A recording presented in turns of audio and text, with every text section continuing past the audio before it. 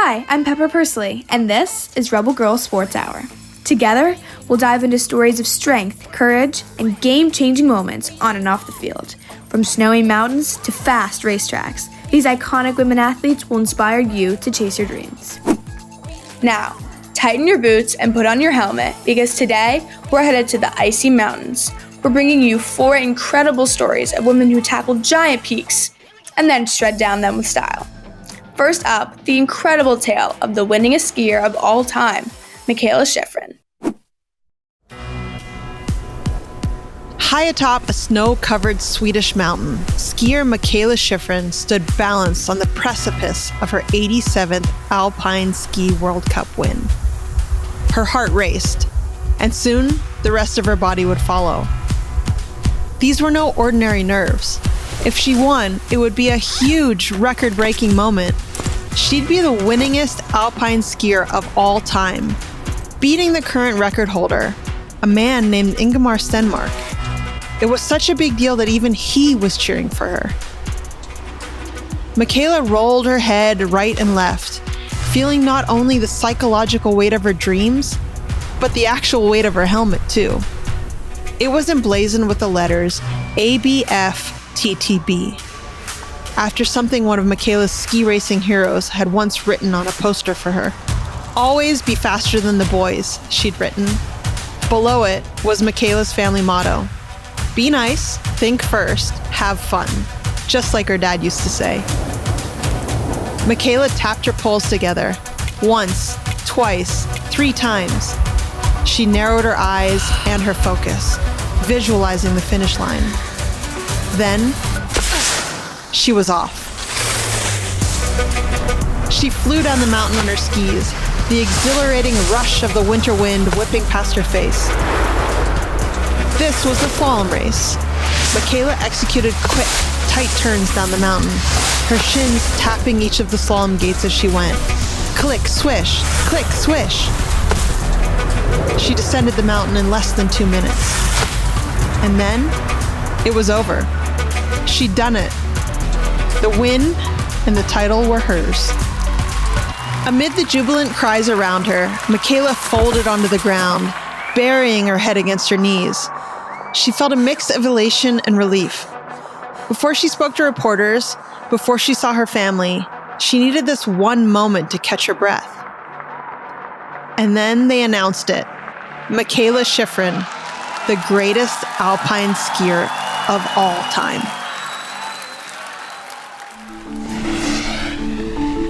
Two-year-old Michaela sailed down the family driveway in Colorado. Too fast. She slowed by putting her ski tips together, forming a wedge. "No pizza," her dad called after her.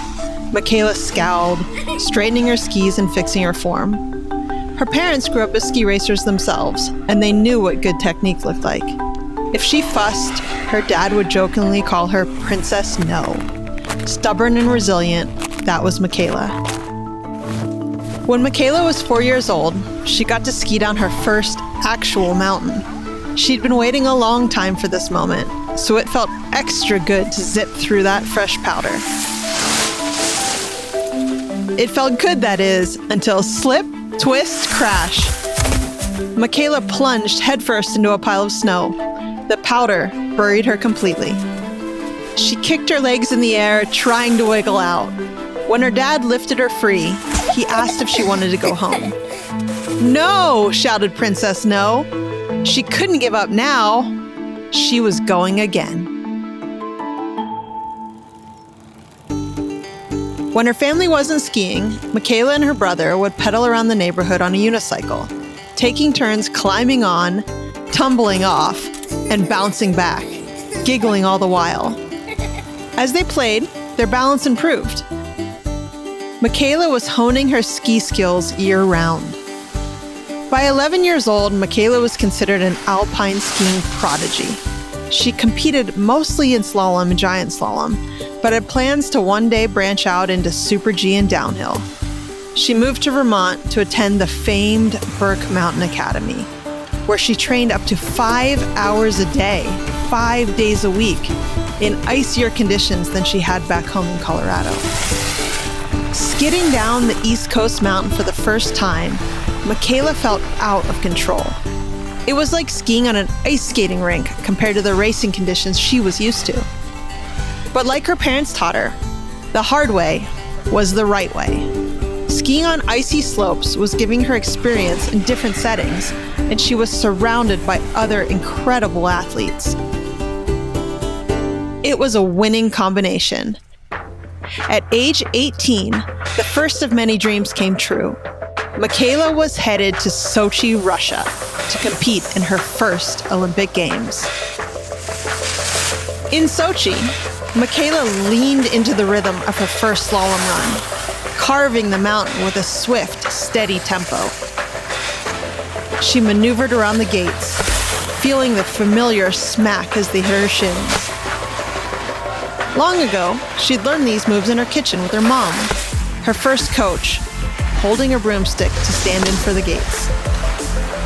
Now her technique was so precise that she could stay in control with her hips only inches above the snow. The further she leaned, the tighter her turns were. And the tighter her turns were, the faster she went. On her second run, Michaela started off strong. Then halfway down the mountain, she started to wobble. One leg shot out of alignment. It happened so fast that Michaela didn't have time to think. She'd trained so long and hard that she didn't need to. Almost automatically, Michaela shifted her weight to the other leg, skiing on that side alone for the fraction of a second it took to recover her balance. Then she got her second leg back under her, and she knew she had it. She sailed down the mountain, confident and controlled, and when she got to the bottom, she had the fastest time of anyone. "I almost fell over," Michaela gasped, laughing in disbelief. Even with her wobble, Michaela won the gold medal and became the youngest Olympic slalom champion in history. When she mounted the Olympic podium, she was beaming as bright as the medal around her neck. Later, she'd say it had all been a blur. The race, the ceremony, all of it. What she did remember was that her father was the first person she hugged after she won. His arms tightened around her, squeezing with all his fierce love and pride. All of their wildest dreams were coming true. Michaela continued to ski at an elite level, taking home medal after medal in the World Cup and Olympics. And her parents were beside her every step of the way. That fierce love and pride keeping her going.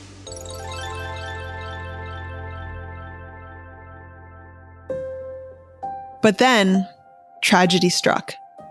When Michaela was 24, her dad had a serious accident and passed away. It was the hardest loss Michaela could imagine. Skiing was always something she had shared with her dad. Without him, Michaela didn't want to ski at all. Still, her country was relying on her to bring home gold at the Beijing Olympics. In fact, she was expected to bring home more golds in a single Olympics than any American skier had done before. So Michaela flew to China, trying to rally herself to get back into the Olympic mindset and compete. When she arrived on competition day, standing at the top of the mountain, she couldn't see the finish line clearly. There was a fog in the air, and in her head. Her years of preparation didn't take over like they usually did. She wiped out on her slalom run, icy snowflakes flying up to bite her as she hit the ground. Then, she wiped out again in the giant slalom, the snow flying up around her, blurring out the world. She sat on the snow, not knowing if she could get up. But then, she did. She tried one more time but failed to finish in the combined race as well. By then, there was no way she could win a medal, let alone the multiple golds everybody had expected. Afterwards, everyone wanted to know what happened. Sometimes Michaela would answer with a media-savvy soundbite, explaining it all away. But other times, Michaela would answer from the heart. "The truth is, I don't know," she said. Then later added, "I'm not at peace with it." The whole thing about I don't knows in life is that it's not a peaceful thing to feel. It's incredibly uncomfortable. And so much of what I do as an athlete is uncertain. After her dad died, it wasn't just the losing that was hard. Winning could be too. When Michaela broke that World Cup record, she was thrilled.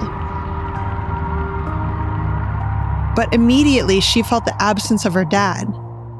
He had always been there, cheering on her wins and pushing her forward to the next one. Now, Michaela was going to have to look inside herself and find the motivation to continue, to enjoy her sport and rise to her own challenges. In time, Michaela came to understand that she wasn't going to get over the grief of losing her father. It was always going to be with her. But she could find things to look forward to keep her going. There wasn't a straight solution that could make her feel better. Grief was a zigzag, like the slalom she knew so well. To me, resiliency is the ability to experience something really difficult, hardship, pain, struggle, to experience that, and to get to the other side of it, holding on to some form of strength or purpose, Mikaela said. She started a foundation in her father's name, the Jeff Shiffrin Resiliency Fund, to help athletes afford the high costs of competing. And before long, she was enjoying the thrill of skiing and adding to her collection of gold medals once again.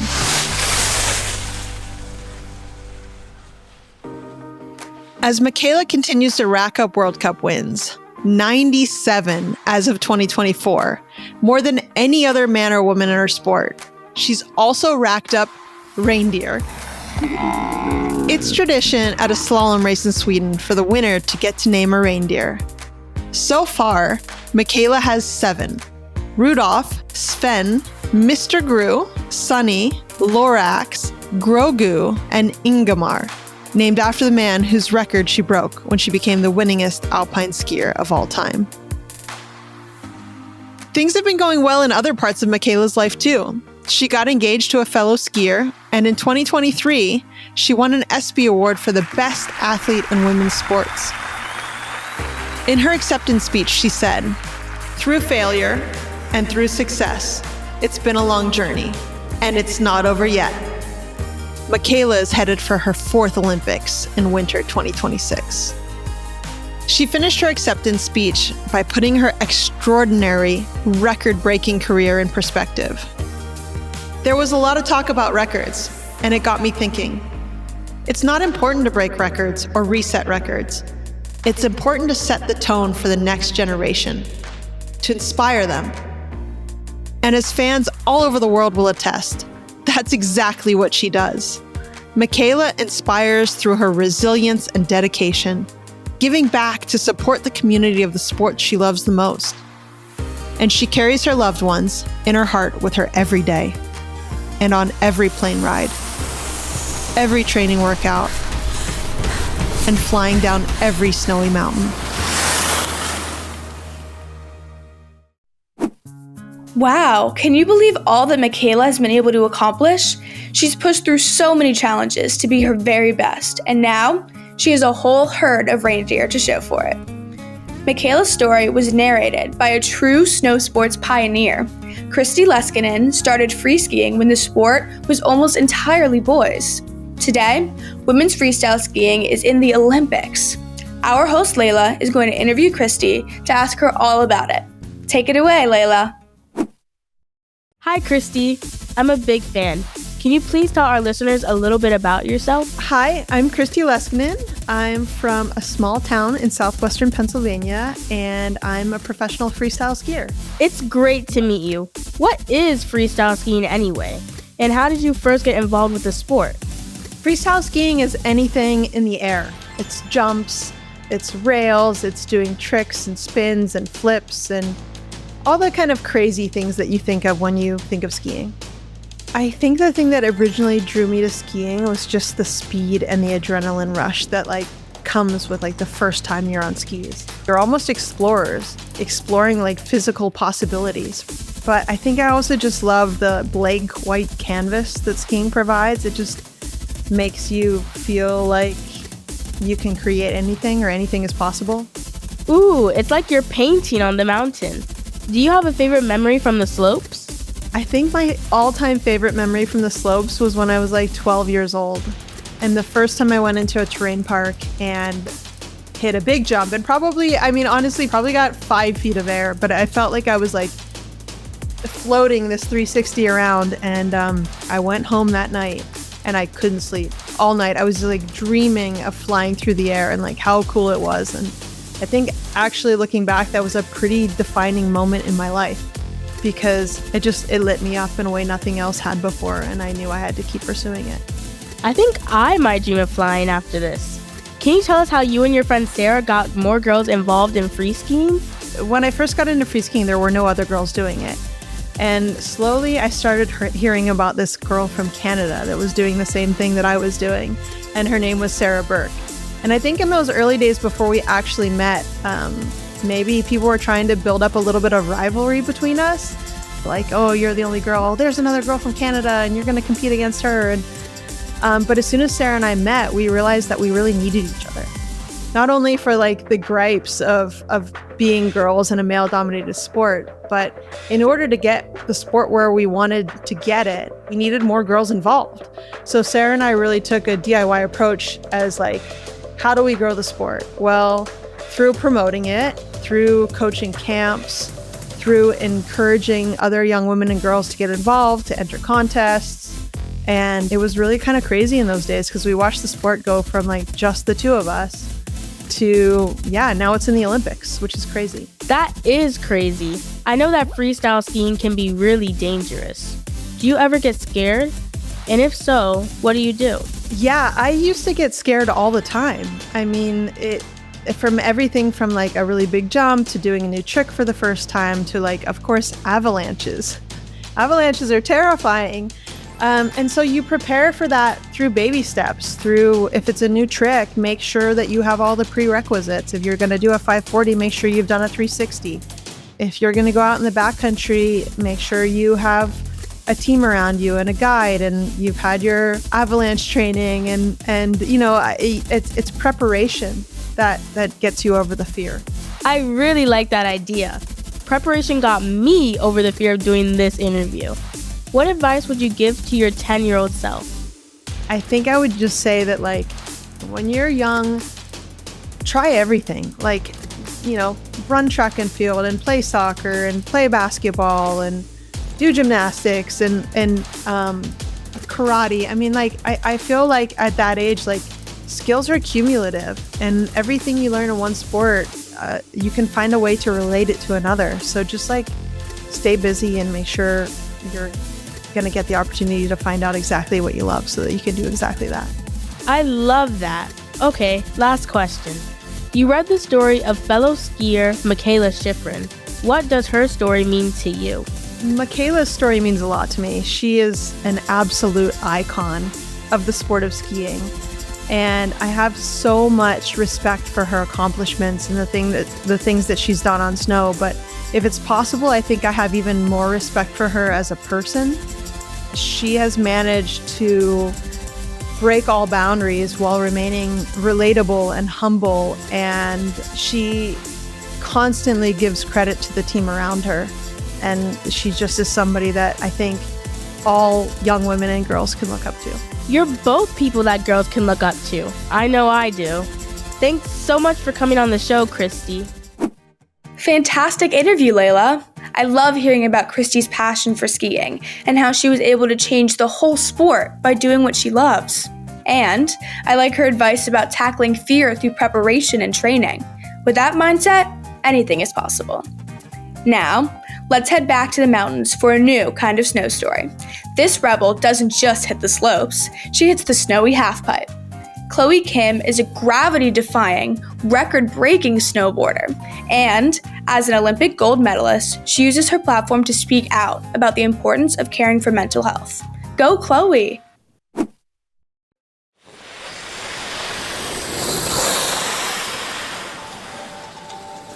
Chloe Kim was 4 years old and confused. Her dad told her they were going to have fun, but then he lined her snow pants with a cut-up yoga mat. She made a goofy, squeaky sound when she moved. She squeaked out the door and on the car ride, and as they rode together on the chairlift. Then, Chloe's dad strapped her feet to a board and pushed her down a big snowy hill. Whoa! It was tricky to find her balance and stay upright. Freezing wind numbed her face, making tiny icicles on her eyelashes. But her dad was right. She was having fun. She sailed smoothly almost all the way down the hill before she tumbled down into the snow. But wait, it didn't hurt. Oh, that's what the yoga mat was for. Padding. Chloe was thrilled. She wanted to go again and again. With that first blissful run, Chloe's dad introduced her to what would be an incredible lifelong passion: snowboarding. Right from the beginning, Chloe clearly had a special talent for this gravity-defying sport. She soon started to learn amazing, acrobatic, high-flying snowboarding tricks. If she couldn't make it to the slopes, she headed to the local playground. She climbed the tallest slide, strapped on her board, and swish! As Chloe grew older, her training intensified. Picture her, age 10, fast asleep in bed. Chloe? Churros. Chloe was in the middle of a dream about her favorite dessert. Her dad laughed and tugged off her blankets. Snowboarding practice was at 7 a.m., and the mountain was 5 hours away. Come on, it was time to go.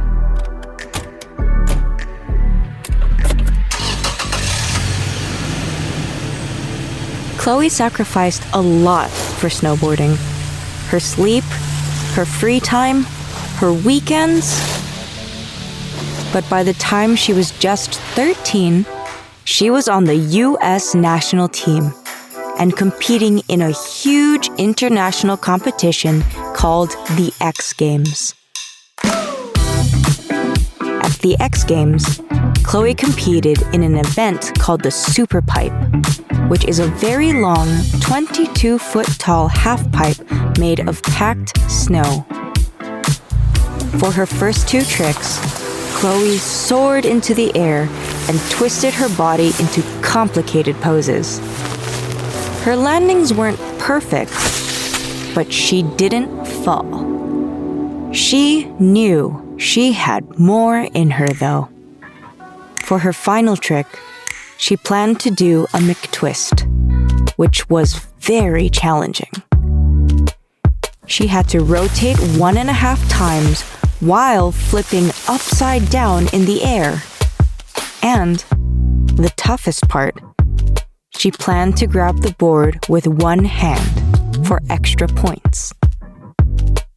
While Chloe was preparing to push off, she made a quick calculation.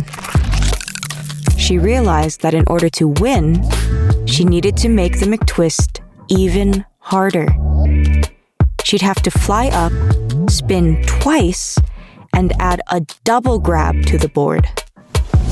She was already sailing down the hill, but Chloe decided she had to try.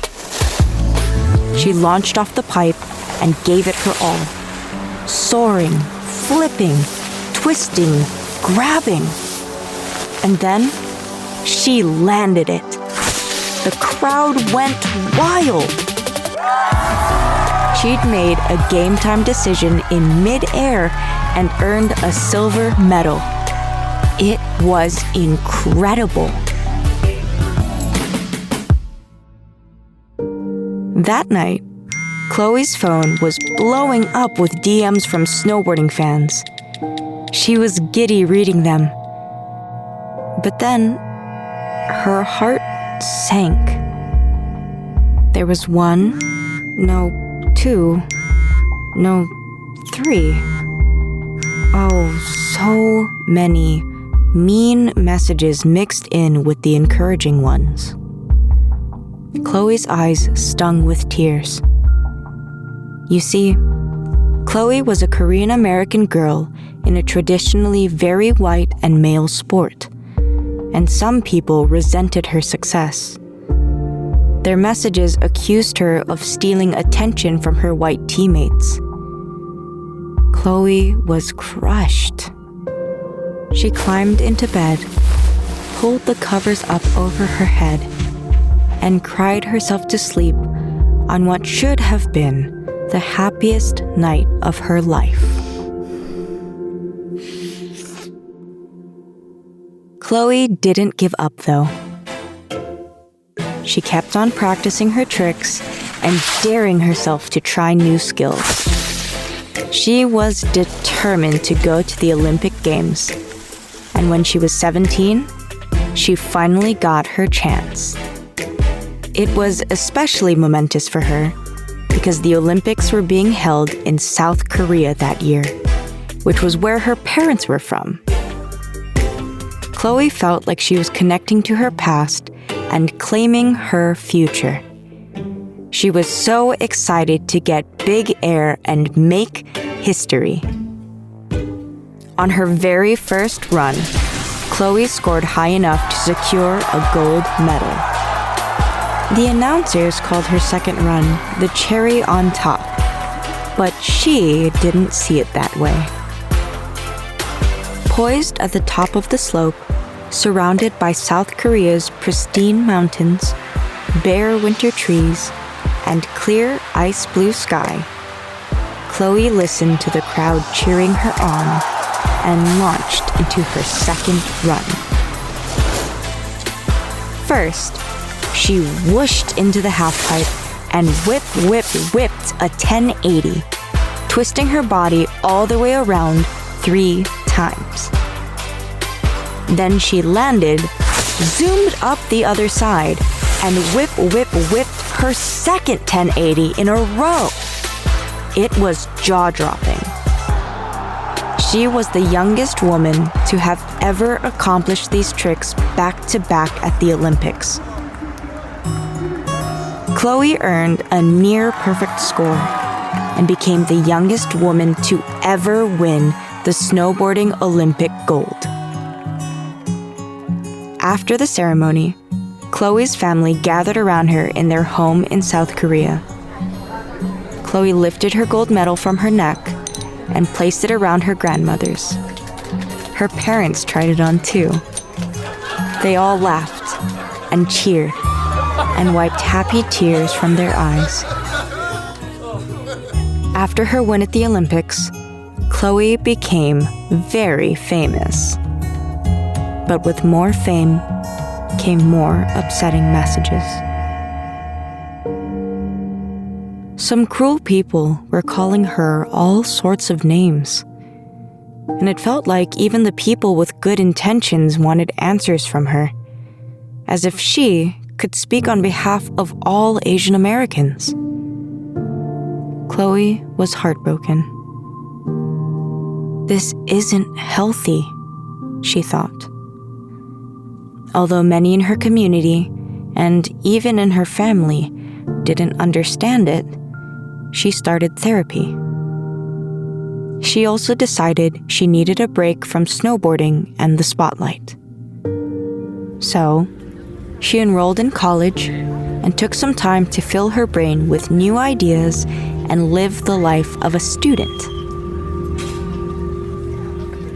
A long break from training would be hard on many people's careers, but not Chloe's. Instead of getting rusty, it was like Chloe mentally and physically rested. When she came back to the slopes, Chloe was stronger than ever. With renewed energy and determination, Chloe made her way to the 2022 Olympics in Beijing, China. This time, she flew 12 feet above the snow, nailed each of her most impressive tricks, and took home the gold medal in women's snowboarding halfpipe. With this, Chloe became the first woman to ever win multiple gold medals in this event. Even though Chloe has stood on the Olympic podium twice now, she worries about being put on a pedestal in her everyday life. She doesn't want to have to be perfect all the time, or to always know what to say when confronting hate. What's more important to Chloe is showing love for everyone and flying down the pipe.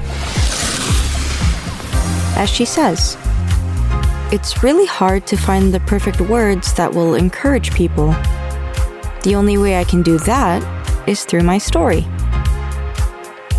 From her yoga mat tumbles to her Olympic medals,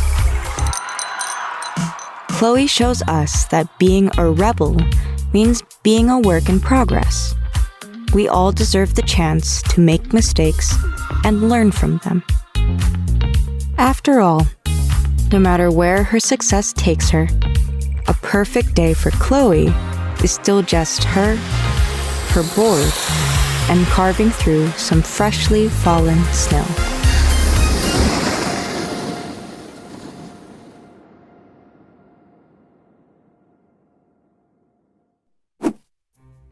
Wow, Chloe has been through so much. It's really inspiring to see how determined she is to keep following her dreams and uplifting others along the way. Next up, our host Aria is going to have an awesome conversation with Lexi duPont and Hedvig Wessel. Everyone was trying to make these two skiers compete, but instead, they formed a beautiful friendship. Take it away, Aria. Hi, Lexi and Hedvig. We're so excited to have you on the show. Can you please start by telling us a little bit about yourselves? Hi, my name's Lexi duPont. I'm a professional big mountain skier from Sun Valley, Idaho. And my name is Hedvig Wessel. I'm a professional skier from Norway, two-time Olympian and world champion. It's so great to meet you both. I'm a skier myself and a huge fan. So how did you two first get started with skiing? The first time I skied, I was 2 years old in Sun Valley, Idaho.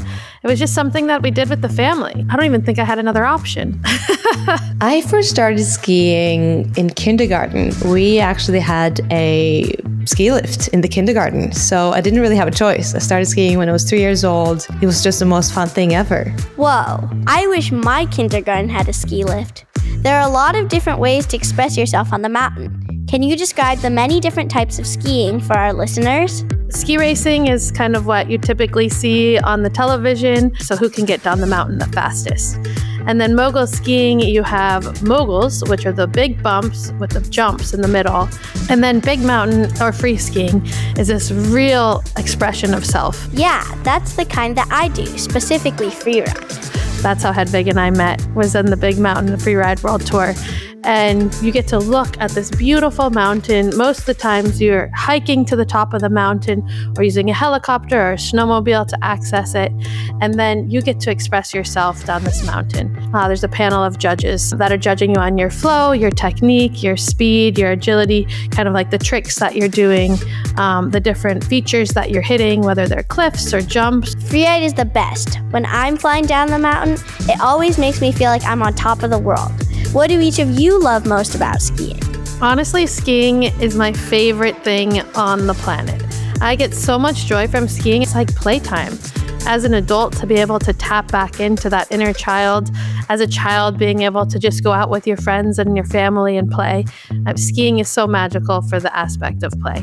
Yeah, I can't agree more, Lexi. I feel like skiing is just about self-expression and having fun and being with the people you love in the mountains. Being outside just makes me feel happy and calm, and it's like solving all my problems. I feel that way too.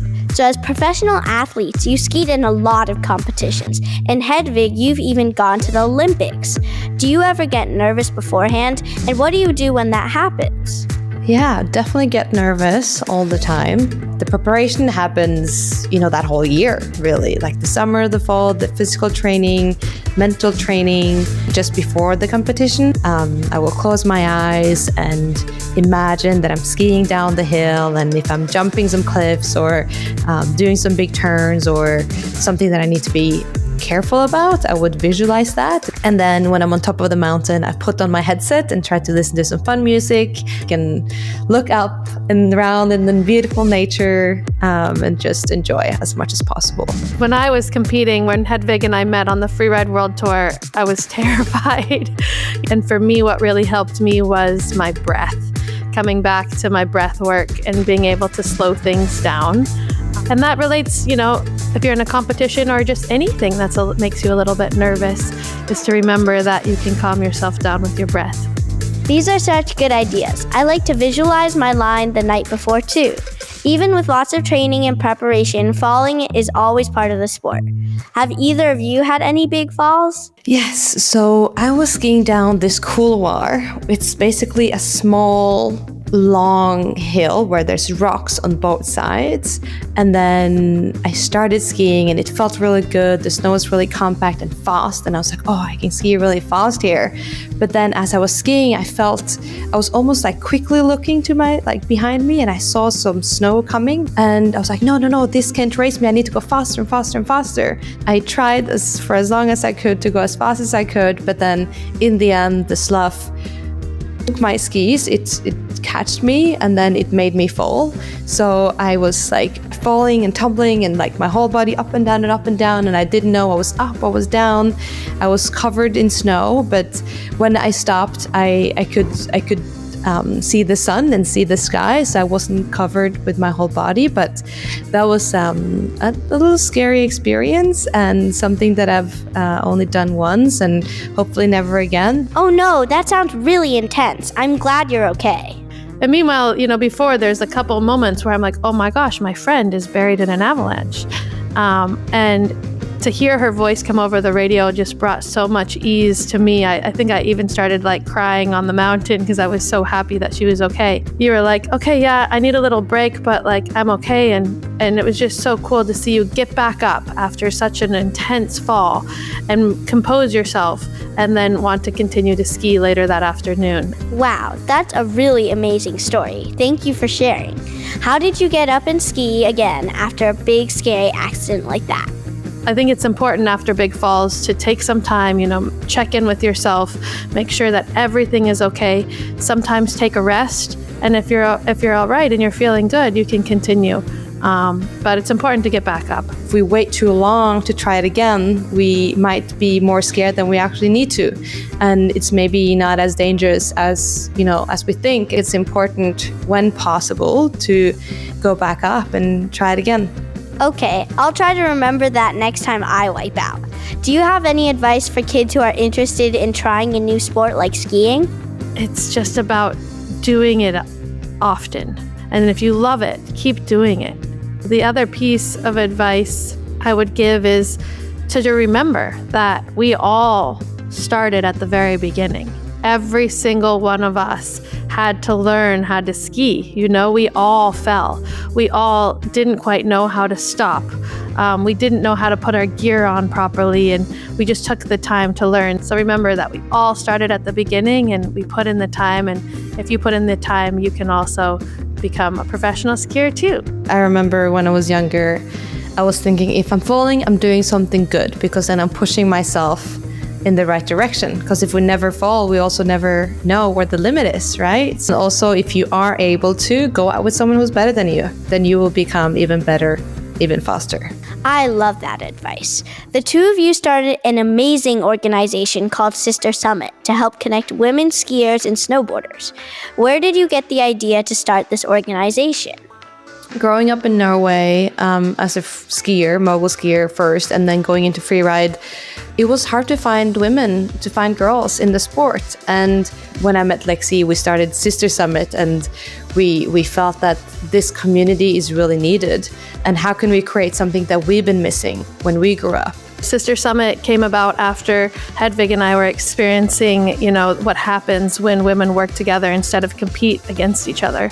And so we really wanted to create the community of Sister Summit where women from around the world could come together to collaborate and inspire each other and get in touch with nature. That sounds so awesome. I hope I can join one day. Okay, I have one very important final question for you both. What makes you a rebel girl? The first thing that comes to mind when I think about being a rebel girl is actually love. Pursuing what really lights you up and turns on your fire and makes you sparkle in ways that you never knew is the ultimate act of rebel girl. For me, it's about following your heart and dare to dream big. Ask for support, ask for what you want, and dare to take those steps towards your dreams. And I think that's being a rebel girl. Beautiful. You're both so inspiring. Thank you so much for talking with us today. Thank you. I'm so glad we were able to do it. Thank you. Oh man, I just love their vibe. True besties. Women can really do so much when we support each other. That's it for today, Rebels. I hope you enjoyed this trip to the snow. Tune in next time for more incredible stories of women athletes. You can find more amazing stories and interviews at youtube.com/rebelgirls. Tune in next time and stay rebel.